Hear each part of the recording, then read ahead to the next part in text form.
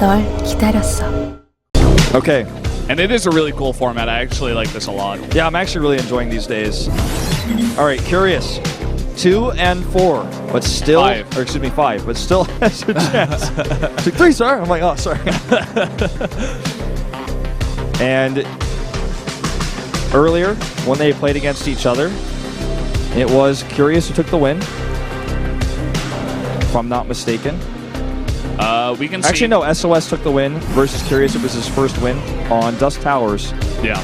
On his home map. But this time it's Curious's map. It's SOS's away map. And it's going to be Invader as the map. So one of the few times we see this map today. SOS is, I mean, he's really not looking happy in general. He knows there's a lot of pressure, there's a lot on the line, and even if he does win the last 2 games, it doesn't guarantee his way onto the next stage, but he still has to fight because it's his only chance. Tell your friends about this group, guys. This is such a sick situation we may get into here. Both of these players on their last life in this tournament. Let's jump into Invader for set 23.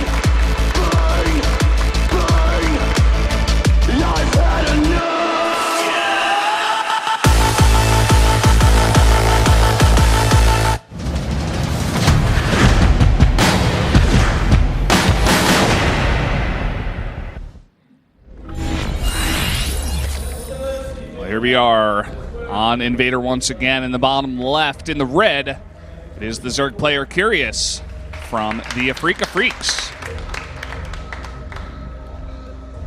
And over here in the bottom right, in blue, it is SOS. And a 4 process to start the group. The cheers are getting louder as both these players on their last legs. Their fans are cheering them on. Now we're going to have Invader at the bottom spawns here. So a little bit different than the top spawns we saw earlier. Oh, that's GSL Makeup what? Girls. What? GSL Makeup Girls They're coming down to watch some StarCraft. True fans. True fans. They don't just do makeup. It took me like a second to realize who those people were. I was like, I recognize those people. Yeah, GSL Makeup Girls. Wow. Yeah. Some of the best in the business. Oh, absolutely. Can't say enough good stuff about them. Really good. Making me look stylish every time. All right, well, this is for all the marbles for these 2 players. Both of them have had their ups and downs today, mostly downs. SOS is back on the up. If Curious wins this, he knocks SOS out, but he's not secured. He's got several more wins he's going to have to take after he does that. So this map, obviously, at these positions, really long rush distance by ground. See how far the probe actually had to walk around in that weird shape that makes it look like an animal with a tail sticking up on the mini-map. See what I'm saying there? Like a monkey. A monkey, yeah. If he went up to the 3rd base, that's the head. Yeah. This drone will give vision, at least. Oh, there it is. That's the eye. The eye of the monkey. Eye of the monkey, The minerals are its teeth. For some reason, it's in a really weird shape. It's got that curved tail that goes over the back. It's a scorpion monkey. It's a weird animal, man. It also looks like its tail's like a hand grabbing something. Yeah. All right, we're getting too deep two on this fingers mini-map, or something. man. This is what happens in the early game. Can't escape it. The fingers or the tail's like grabbing that one little tiny patch there, those rocks. Yeah. Twilight Going Council. for the gold. Twilight Council coming up for SOS. Quite fast, too. I mean, that's right after Cybernet X Core. He's also chrono boosting out the Warp Gate research here. One of the most important techs if you want to put on some pressure early on. I wonder if we'll see a Robo pop up here in just a second. Get out of Prism, get set for some Glaive, Harass. The rush distance by air much faster than by ground, as we mentioned before. It's a monkey's trot across the map. There's the Glaive upgrade. Immediately chrono boosted. He's going heavy here on the tech. Gonna add a couple of gates probably. You know, he could just skip the Warp Prism entirely if he proxies a gateway in the middle of the map, which we've seen already several times today. Like a 4-gate adept timing? Yeah, and just put the gateway at the front. I mean, look, he's adding a lot of gates already without a Robo or a 3rd base, which is starting to make me feel like this is really... I mean, with the rushed out Glaives as well, it's starting to look to me like a big timing attack. He still has that probe up to the north of the map. That's up there lurking, could make that gateway, could set up an attack. Well, there's a Dark Shrine. Hold that thought. Okay. This is SOS in the booth. Let us not forget. He could make a gateway there as well. And what this is really cool is, or what's really cool about this is that he can actually target down the spore crawlers with his adepts potentially, and then use the DTs to finish the job. There's already one spore being made blind just in case because he didn't scout yet. The Overlord just came in. No, he scouted the Twilight Council and the extra gates coming through. Yeah. He doesn't know about the Dark Shrine, obviously. Yeah, that's what I'm saying. So he's just making that one blind safety spore after scouting. I guess I worded that poorly because he did scout it by the time I said that, but because he hadn't until that moment, it was unknown until then. Spine coming up as well. He's like not entirely sure what he's up against, but he's trying to make a catch-all defense. It looks like adept aggression, right? But he's still making the spore, which is very smart. There's no gate at this pylon, so it's going to be slow warp-ins. He has no warp prism. He has no robotics, no detection. Something, to point out. Not going to be clearing any creep. Not that the creep's connected between these bases anyhow. 9 roaches on the way. 3 DTs, slow warp-ins. Watch them roll. Here they come. You didn't get to see the end of it. That's all right. You don't get to say here the finale. Here we go. 3 DTs coming in. Okay, he's going to draw units away from where he wants to send the DTs in. There's only 1 spore in the main. This third base is totally exposed. He can just go for the hatchery at this point. He's going to kill everything. He's going to go for the spine. The lair is just now being started, and this is going to force Curious to really commit to an attack. So many units. This DT is going to come over here and try to deny the spore crawler. Nice block with the queen.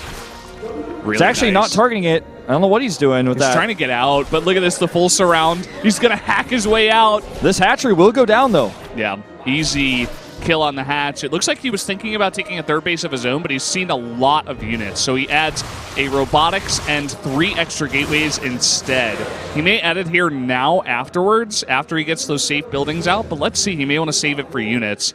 He's already very far ahead of Curious by taking out that third base. Now, third Nexus still considered.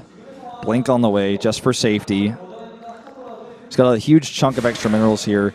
DTs give him a little bit of vision. These shades will confirm that all the Zerg units are staying back at home. I think it's a bit of a panicked reaction there by Curious and everything back. There's no way he's going to commit to that. This DT will deny this base. And I think it's time to start that third Nexus. Like, what else is he going to do? Just do a follow-up Blink Stalker attack? I mean, it starts to look like he wants just 400 extra minerals for that alone. Okay, Nexus is finally coming up. I was going to say, I'm like, well, I mean, are you really saving that much here? Gets it just in time before the Overlord creeps it up. Spire. I mean, there's already a blink out on the map, but it is close air distance. He is very far behind. He gets us around here on these Adepts. I think that was an accidental shade in. That's what this looks like. I think he actually shaded because he got surrounded. I think he was a bit sloppy with the control there. And, like, as I said earlier, Curious is not going to tolerate this for forever. He can't just keep shading in like that. He has enough units where he's like, okay, my spine's alone and queens can defend this. I'm actually just going to get on top of your Adepts, and you can die in my base or you can die without shading. He decided to shade and die. Well, the units were gone there and he got trapped. Roach speed's almost done. Third base is added. He has 800 minerals. He could drop another hatchery, but it looks like he wants to spend every single resource on Mutalisk. And yeah, Blink is ready, but it's going to stop more further advances from SOS. He's going to backstab him with the Mutalisk, force him to turn around multiple times. I think he's going to need more spines, though, if he really wants to commit to this. He's going to be, I guess, relying on roaches with speed to defend against this attack while using the Mutalisk on his harassment path. 10 meters can be made right now. Looks like he might just not quite have enough larvae. And 9. Yeah.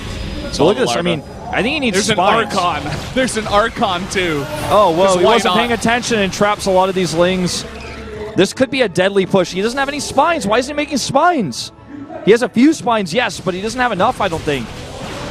He just needs more stuff. He's not had a third base for so long, and he's going for the base trade. All of his units aren't even at home. He's just trying to save as many of them as possible. SOS already seeing this. Kills the roaches, and now he's just going for the base. He just wants to kill all these buildings. I think there's plenty of time for SOS to prepare a defense for this. This is not a huge Mutalisk count just yet. He's going to kill his first cannon. He needs to make cannons as natural. The third base might be lost. The main base certainly already is.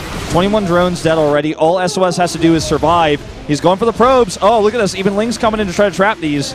Cutest little stalker I've ever seen. Well, a big warp in here, but He's there's gonna still try a lot to- on the ground to support these mules. Yeah, he's going to try to defend this third base with a few warp-ins. He also has that mothership. And the Immortal's going to help out against the Roaches, too. The Lings pour in, but a lot of them are going to go down very, very soon. Committing to the Immortal with the Roach is not the best idea. GG. That's it. SOS takes another win. And Curious is now eliminated from the group. So there you go, guys. Curious fighting as hard as he could, but he's not going to be able to win it, and he will not stay in here. So now him and Hurricane are out of the group, whereas SOS is still fighting. And That's another away win for SOS, putting him on 2 away wins. And if I'm just going to go ahead and cross out Hurricane Curious here. If SOS takes another win, then things get interesting because he's got 5 wins. If Gumio loses again his last 2 games, he'll be on 5-5 as well. And Trust too, he only has 5 wins. He could lose 4 in a row. I don't think it's that likely, but could happen. Yeah, and we could have a 4-way tie at 5-5. Which would be insane. However, only the Or a players three-way tie. but only the players that are tied in away matches would potentially play a tiebreaker. The rest of the players obviously would just be dropped down based on if like